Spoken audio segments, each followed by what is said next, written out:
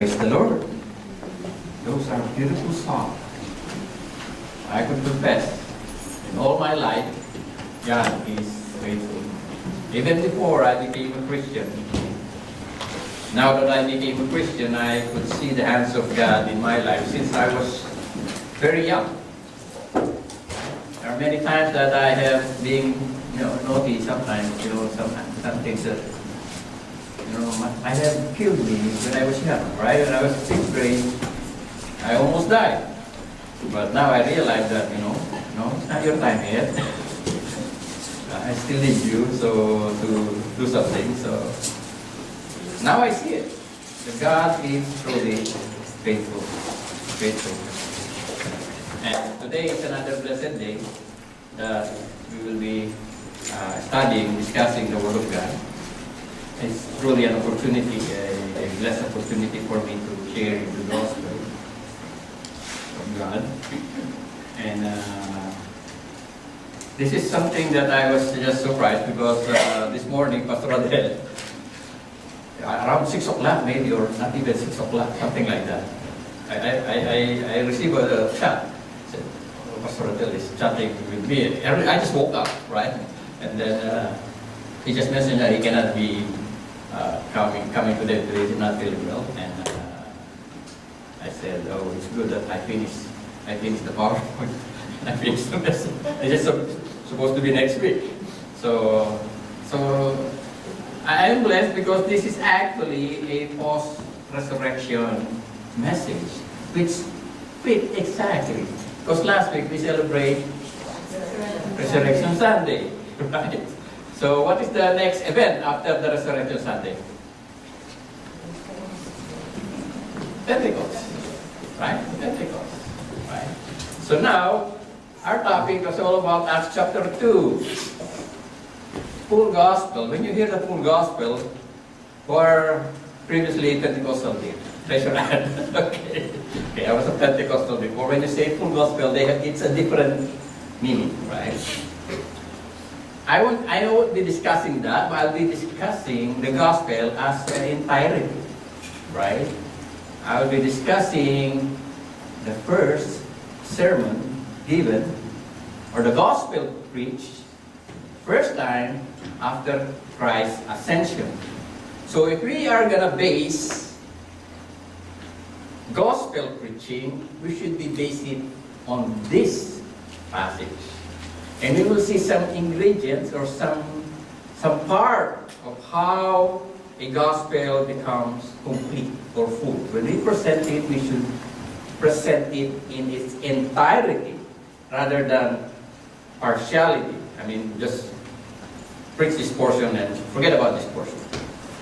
We would see what are those elements as we proceed with this study that we have today. So if you have your Bible, you can turn your Bible in Acts chapter 2, verse 14. I will be reading that portion only. And this is when Peter addressed the crowd during the Pentecost. Then Peter stood up with the 11, raised his voice, and addressed the crowd. "Fellow Jews, and all of you who live in Jerusalem, let me explain this to you. Listen carefully to what I say." So imagine as if Peter is here and saying this, listen carefully to what I say. I hope that you will get a better view of what the gospel is after this afternoon. Let us pray. Father God, again, O Lord, we are blessed to be here to hear your message. We pray, O Lord, that you would work in our hearts, open up our minds, O God. Speak to us, O Lord, through this message, O God.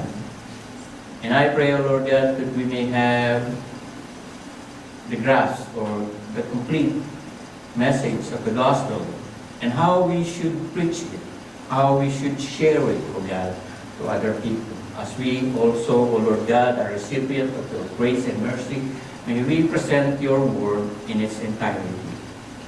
We thank you, Lord God, that you have given us this day once more to study your word, O God, that we may learn from it. Pray that your Holy Spirit would work in our midst, O God, as we hear this message. And this we pray in Jesus' name. Amen. Amen. Praise God. Full gospel, Acts chapter 2. So Peter is saying, let me explain this to you. Listen carefully to what I say. So, the first thing that we should know when we preach the gospel is what? Oops, there you go. Without this ingredient, there is no gospel. Fellow Israelites, listen to this. Jesus of Nazareth was a man accredited by God to you by miracles, wonders, and signs, which God did among you through him, as you yourselves know. Have you heard about the gospel without Christ? Remove Christ in the gospel, there's no gospel. There's no good news. Right? So when we present the gospel, we present the person of Christ. Right? We don't try to get membership. We don't try to invite other people to join our religion. Right? When we speak to other people, unbelievers, we present Christ. Right? Because without Christ, there is no gospel. Without Christ, there is no salvation. So we should know who Christ is. And the only way we could find Christ is through His Word. Right? Through the Word of God. Now, it says there that the man accredited by God, by miracles and wonders and signs, it's all known, it's written in the Gospel, and that God did it among you through Him. And you yourselves know. So, Peter is talking to the Israelites, to those people who came back to Jerusalem to do their pilgrimage, and that is the Pentecost. Pentecost is actually the Feast of Weeks, which is 7 times 7, 7, 7, which is 49, right? So it's the 49 plus 1, that's why it's called Pentecost. Pente is 50, right? So what God did is that after the Passover, which is also a mandatory pilgrimage for all Israelites, God said, stay. Don't go anywhere. Don't go there and there because you're just a few people, maybe 100, 120 of them. If you're spread out, you won't be as effective if you stay here. I'll just bring the people to you. Right? Because at the Pentecost, the Feast of Weeks, people are coming back from all over the places. Right? From here, north, south, west, east. They all go back to Jerusalem to do the pilgrimage. But these people are coming from all different places. Now, if you are a missionary nowadays, what you do is, or let's say I want to go to let's say Nepal, I have to learn their language. If I want to go to Myanmar, I have to learn their language. If I want to go to Japan, I have to learn Japanese, right? But, they don't have time. They don't have time to learn all these languages. So, what God did, okay, because I know you have to speak to these people, you have to reach them out, preach the gospel to them, I will enable you to speak their tongues. That's what they call speaking of tongues. Okay? That is the real meaning of speaking in tongues, not like just gibberish, like just speaking tongues. Really? Sure? You don't need speaking of tongues here, you have Google, you don't translate. Right? So, some people are abusing Scripture. Well, that is what it is in the old days, in the New Testament. We have to present Christ Jesus. Now, let's say that people will say, it's just the Bible. Jesus is not a real person. It's a mythical. It's man-made. It's something that the Christian invented. It's not a real person, but on the contrary, we know that there is a historical record that talks about Jesus in the secular world. Flavius Josephus is a Jew, he's a historian, and he spoke about Jesus in his book, Antiquities of the Jews. If you happen to have this book, I have this book, you would see that he specifically described Jesus Christ, the leader of the Christians. Now, even this guy, Tacitus, both of them are not believers. Tacitus is a Roman soldier, He's a Roman guy, and he wrote in the Annals of the Imperial Rome, also speaking about this group of people, Christians, which they have a leader whose name is Jesus, who was crucified in the hands of Pilate. So even without the scripture, even without the Bible, we could easily prove that Jesus is a real person. Even historians, secular historians, agree altogether that you cannot deny that there is a person named Jesus Christ in history. So how could even the atheists deny this one, that Jesus doesn't exist? He does exist. So now, the first ingredient in the gospel, you have to remember, is Jesus Christ. Without Jesus Christ, without the person of Jesus Christ, there is no gospel. Okay? So that's the first thing. Now, next. This man was handed over to you by God's deliberate plan and foreknowledge. What is this meaning, right? What does this mean? This man handed over to you by God deliberate plan and foreknowledge. Meaning to say, the plan of salvation. There is a plan, there is a deliberate plan of God to save mankind through Jesus Christ, through this man, right? Why? Because we are all sinners, and in the sight of God, we are all to be judged, right? So even in the beginning, when Adam and Eve sinned, you could see that the plan of God is already working. When He spoke that the seed of the woman will crush the head of Satan, right? And the serpent will bite his heel. So even from the first time that man sinned, there is already a plan to redeem mankind, right? So now, how could you present the gospel if there is no salvation? And save from what? Some people don't realize this. I'm saved. Saved from what? Are we saved from what? People, you want to be saved? Yes, I want to be saved. But saved from what? They don't realize you are being saved from what? You are being saved from the wrath of God.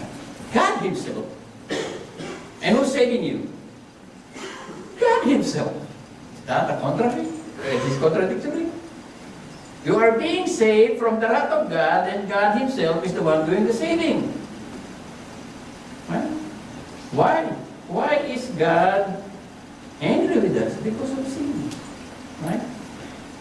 From this portion, you could see the attributes of God, that God's justice and holiness coincide with God's love and mercy. Right? But other people don't realize, and God is love. He will accept me. We're good, in good terms. We're buddy when we reach there, because God is love. One thing they don't realize is God is just, merciful. God is just, and God is holy. He will never let sin unpunished. Right? So since we are all sinful, we all deserve to be punished. And the penalty of sin is death. Not only physical death, spiritual death, separation from God, for all eternity once we die. But God, because of His love, John 3:16, has provided a way, because we cannot do it, has provided a way for us to be saved through this man, our Lord Jesus Christ, which shows God's love and mercy. You see, it goes hand in hand. If God said you're all to be punished, that's God's justice. Every one of you should die. Every one of you should be thrown into hell. God is not doing something that is not just. Because we are all guilty, therefore we need to be punished, right? He's not doing anything bad. But let's say if God said, okay, all of you, pardon. all of you go to heaven. No one will go to hell because God is love. If He's going to do that, then He will not be just. Correct? Let's say a person is speeding up at 150 in the 401, and the police, catch him, and he said, "Oh, okay, that's okay. I just want to tell you, you're speeding 150, but it's okay, you can go." Then that's not being just. Let's say you have a family member who was killed by somebody, and then the judge said, "Oh, you killed him, oh, that's okay, you can go." That is not being just. But how can you be just at the same time loving? That's how God shows it. He has to give the punishment to somebody else. In order to justify God's justice, He has to punish somebody in your behalf, in my behalf. Somebody has to be punished. But then again, it's God's way of showing His love that He pardoned us, not because sin is okay, but He has given it to His Son to redeem us. That's how God showed His love. And we should value that. We should value that. Some people don't realize it. That, if God the Father did not, close His eyes, when His Son is in the cross, He was nailed on the cross, He was crucified on the cross. Right? It's because of sin. And some people say, He can let me slide when I sin. He can let me slide when I sin. Remember, Jesus died for your sin because of sin. God did not let it go, did not let it slide. So when we become Christian, we become believers in Christ, don't say, "I can do anything and still be saved." I doubt if you are saved, if your mentality is like that. I can do anything. I confront one brother one time, said, "I would never ever preach that. I can do anything and still be saved." If you are a believer, you wouldn't even say that. Because you're already redeemed. You're purchased by a precious blood of Christ. So, without salvation, there's no gospel. Without Jesus, there is no gospel. 2. Next one. And you, with the help of wicked men, put Him to death by nailing Him on the cross. You, with the help of wicked men, put Him to death. When we share the gospel, we should mention the death of Christ. Because without the death of Christ, there is no payment for the penalty of sin.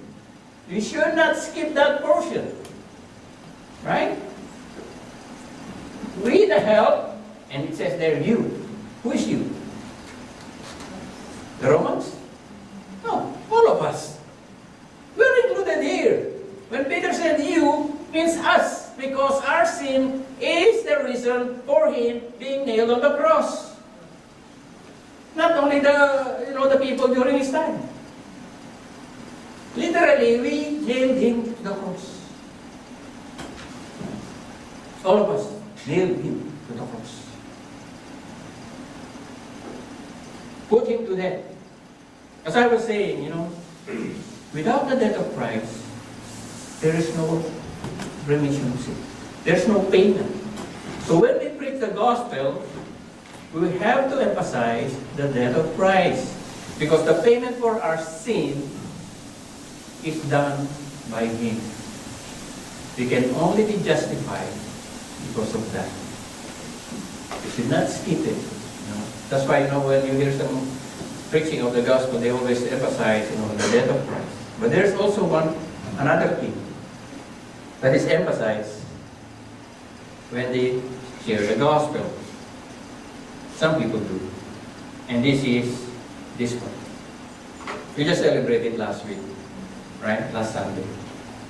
But God raised Him from the dead, freeing Him from the agony of death, because it was impossible for death to keep Him, or to keep it hold on Him. What is the fourth element? the resurrection. When you preach the gospel, you have to have Christ, the person of Christ, the plan of salvation, the death of Christ, which is the payment for penalty of sin, and the resurrection, which gives us hope for eternal life. Because if there is no resurrection, as Paul said, we are the most miserable of all the people. Our suffering, our persecution, our, all these challenges that we have, it's for nothing. It's not for nothing. Because if there's no resurrection, we will just be, when we die, we'll just like be smoke. We will get be just gone. We don't exist anymore. It's just like that. Some other religion, they have this belief that, when you die, you're going to be reincarnated into something else. Maybe a cockroach, or a rat, or a dog, right? They say, oh, you're not a good person, that's why you are reincarnated as a cockroach. It's sad to say if you believe that, but I don't believe that.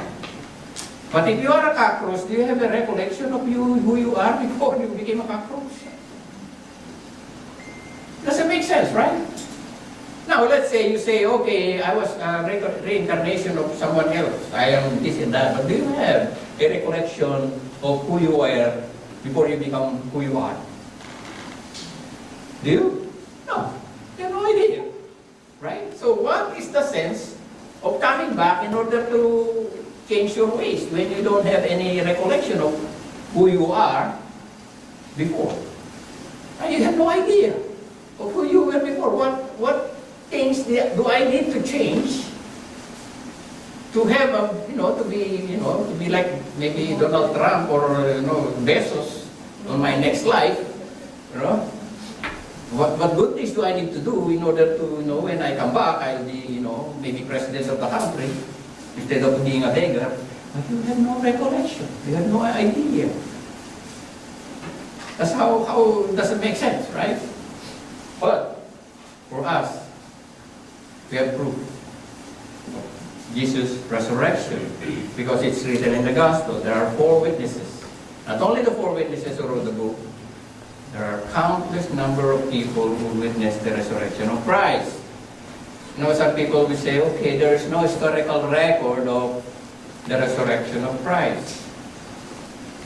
It's a miracle. Most people don't believe in miracles, right? They would say, it didn't happen. The only thing that the Romans have to do is to find a body. Right? That's all. The only thing they need to do is to find a body. If somebody died, we all know that they put guards in there, guard the tomb, right? We all know that. The Roman Empire is the strongest empire during that time, right? There's a lot of army, and all they need to do is to supply the body of Christ.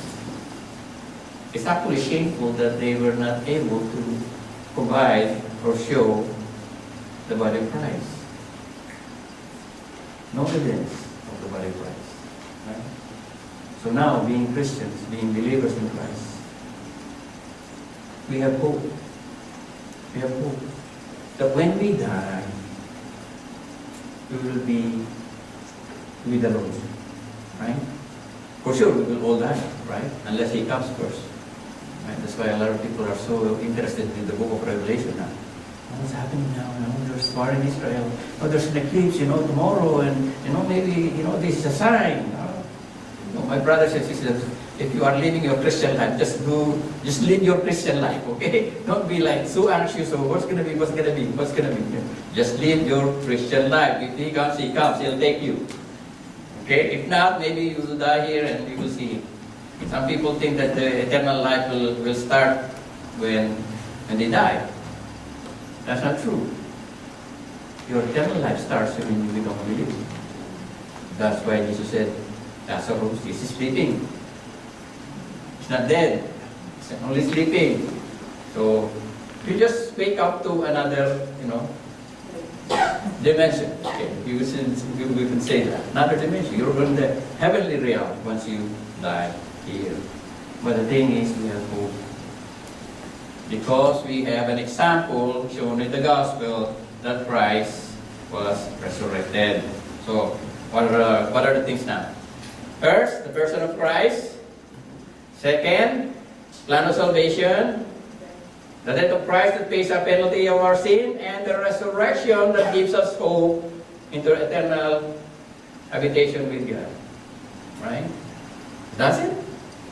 Whoever receives the Lord Jesus Christ, make Him Lord and Savior, accept this prayer, will be saved. That's it. A lot of people, accept the Lord Jesus Christ. Okay. Anyone here accept the Lord Jesus Christ? Come here. Pray this sinner's prayer, and then, okay, you are saved. How do you know that you are saved? I would ask you, how do you know that you are saved? Right? Just because Pastor Adel or Brother Willie or my wife or my sister, my brother, my father said so. Oh, I listened to this radio. He said, if I pray this prayer, I will be saved. Really? Really? Some people, most of the people nowadays, neglect one important thing when they preach the gospel. You know what's that part? There. Peter never neglected. Peter did not whitewash him. You know why? Because nowadays, if you say repent, you need to say, I'm a sinner. Can I not just accept the Lord as my Savior and be saved? I don't need to turn my life around. Just do the same thing that I'm doing before and be saved at the same time. It's like having your cake and eat it too. Right? Repent and be baptized, every one of you, in the name of Christ for the forgiveness of your sin. The forgiveness of our sins is all based on Christ. It's not something, I remember the Bible study we had last time. Right? When we were discussing this parable of the lost coin and the lost sheep. If you look closer to those passages, Jesus is saying, God is more interested on one soul that repent, turning around. Now people say, I've been a Christian since this and this. The question is there any change in your lifestyle since you became a Christian? You can tell. Right? Is there any change? There's no change, I doubt, if you are truly saved. Because once you are saved, as the scripture said, the old is gone, the new is come. The old person has already died. Paul said in Galatians 2:20, no, I am crucified with Christ. It is no longer I who live, but Christ lives in me. You know the thing that powers a Christian to do or walk in the way that the Lord has said is because of the indwelling presence of the Holy Spirit in their lives. Right? John chapter 3. When Lazarus said, how can I be born again? And the Lord's answer is like this. You know the wind, you can feel the wind, but you don't know where it goes. That's how a person is born again. We don't know how a person is born again. But most assuredly, I tell you, without hearing the gospel, you cannot be born again. You have to hear the gospel. You have to hear the good news. And the word of God is the one that transforms the lives of people. That's why it says in the scripture, the Spirit that is within you testify that you are children of God. Does the Spirit of God speak to our heart? Are we convicted when we commit something bad? Right? Is there any remorse? Is there any, feeling of sorrow for something like sometimes we do something bad, or it doesn't happen? Right? Repent and be baptized, every one of you, in the name of the Lord Jesus Christ for the forgiveness of sin. The sad thing is, a lot of people skip this part. Skip this part. You know, I even hear sometimes, they say, okay, don't preach this part. It's like, signing a contract. If you buy a car, there is it's zero, the zero down payment, zero this is the price. And then, if you look closer at the bottom, or even the insurance, we have insurance, life insurance, right? There's a fine print at the bottom, very small print, right? And it says that the interest is 10%, right? Or sometimes, okay, you have a life insurance, but cancer or this are not included in the insurance. Right? Some people do like this. They present the gospel to people without telling the whole story. They don't tell the whole story. They are being deceitful. You know why? Because they say, if I say this, they will not go to church.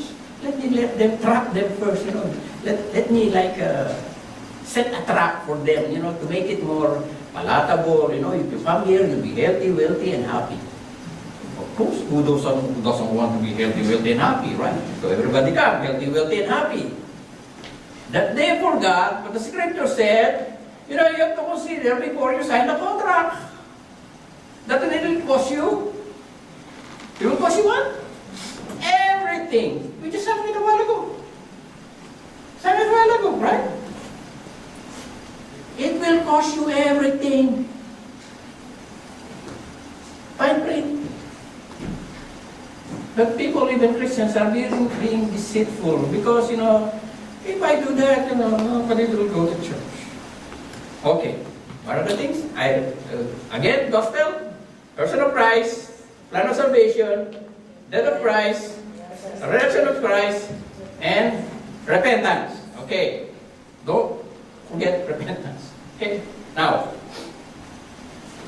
it says there, with many other words, he warned them and pleaded with them, save yourselves from this corrupt generation. Imagine 2,000 years ago, Peter is saying this. Save yourself from this corrupt generation. That is 2,000 years ago. See what is happening now here. It's worse. Worse. As if Peter is saying to us now, save yourself from this corrupt generation. Our generation now is maybe 10 times food, or not 100 times food, corrupt. You could see it around you. You could see it. People have no regard for God.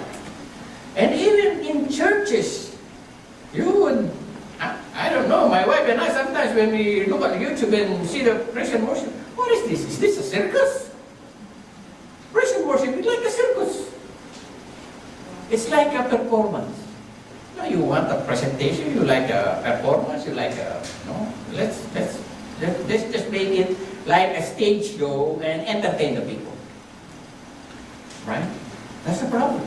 Even churches nowadays, some churches are like that. I couldn't believe it when I see it. Right? It's like a show. When we sing to God. Right? When we sing, we lift these songs to God as a praise to God. It's not meant for you and me to be entertained. Right? So I hope you don't lose track. What's the reason why we sing? You open it to God. Save yourselves of this corrupt generation, and those who accepted this message and were baptized, about 3,000 were added to their numbers that day. I would love this to happen. One preaching and 3,000 people believe. Now if you preach repentance, you preach dead works, you preach hell, you have to preach 3,000 times to get one saved. Yes. That's why I posted one day in the YouTube. He said, we have to preach the truth. There are two possibilities. It will draw people. Or it will, what is the word again? Yeah, it will empty the church. Either people will be drawn to the Word of God, which are real believers, or people will leave the church because they want somebody who would tickle their ears. They just want to hear what they want to hear. They don't want to hear the truth. I keep on emphasizing, I pray and I pray and I pray that we will only preach the truth, even if we empty the church. Because the people of God, the real people of God, will be the only one who will be left here when we preach the Word of God. They are the only one that desires the Word of God. Right? And I know, once we preach the Word of God, the Lord Himself will bring His people into His church. Right? He will bring the people to Himself. He says that many times, Now, as I am saying, we have 5 things, right? We cannot preach the gospel without Christ. We cannot preach the gospel without the hope of salvation. Without the death of Christ, the payment of penalty of sin, the resurrection, which is the hope we have, and the repentance, turning around. Repent means turn around. The change of life, the change of mind is something that we need to do. You know why people repent? It's not because it is their choice. They repent because God has granted them repentance. God has changed their lives, opened their heart, opened their eyes. They were blind, like me. I was blind. Now I see. The Pharisees said, "You're saying that we're blind too." John chapter 9. And Jesus said, "If you can see, then your sin remains." Right? The only way you see your wretchedness, the only way you see your sinfulness, is when God opens your eyes and see your life, how bad you are. Until you see that, until you see that you should be nailed on the cross instead of Jesus, until you see that God is serious about sin, until you see that the cost for your salvation is a great price, I don't think you really realize what His salvation is. And that is how important the message of the gospel is. And when we present the gospel, brothers and sisters, if you have the chance, that God has given you the opportunity to preach the gospel, please preach the gospel in its entirety. That is the only way that the Lord will bring His people to Himself, if they know that there is a cost and still willing to live. Let us pray. Father God, we thank you again once more this afternoon, as you have shown us your word, God, and I pray, Lord, that you would continue to work in our lives. As we grow in the faith, God, we know that you have loved us. That's why we are here. Not an accident, Lord. We thank you, Lord, that you have reminded us, Lord, the value, the importance, Lord, of knowing your word. That we may be able to share this to other people, God, to emphasize, Lord, your love for us. You have redeemed us. You have paid the penalty for us to give us hope in the future. But we should turn our back, God, from what is bad, evil and bad, God, and follow the path that you have set for us. May we remain faithful, God, the things that you have entrusted us. May you continue to grant us the strength to walk a life that is pleasing to you. May you continue to use this church, God, for your glory and honor. And this I pray, thanksgiving in Jesus' name. Amen and amen. Praise God. I believe that we have a communion today. Okay, let us pray for the elements. Okay. Praise God.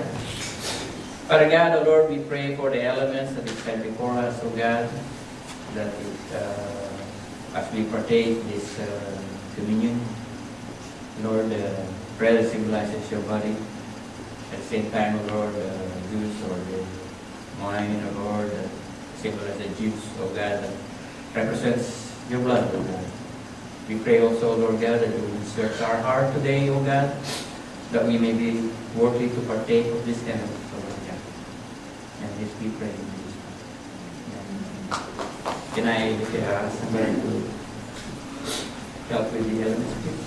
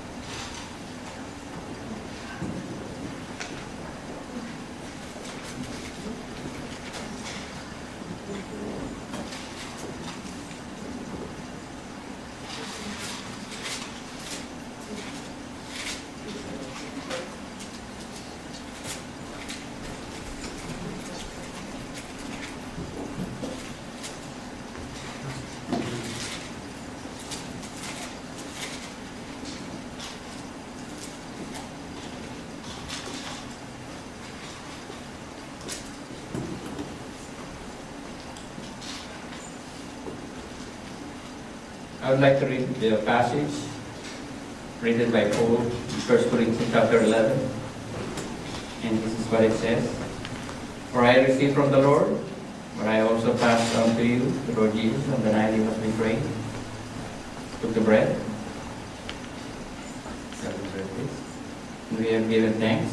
We broke it and said, this is my body, it's for you. Do this in remembrance of me. Let's take it.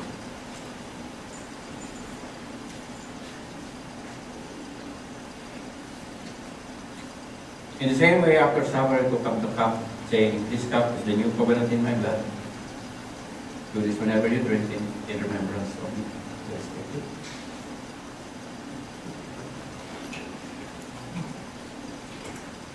For whenever you eat this bread and drink this cup, you proclaim the Lord's death until he comes. Let us pray. Lord God, thank you, Lord God, for reminding us again, O Lord, the truth of your word. And as we commemorate each month, O Lord God, the sacrifice that you have to bear on the cross, so that we will be saved, O Lord God. We are truly grateful. We pray that we should continue to work in our lives, O God, that we may honor you with the life that you have redeemed, for your honor and for your glory alone in Jesus' name.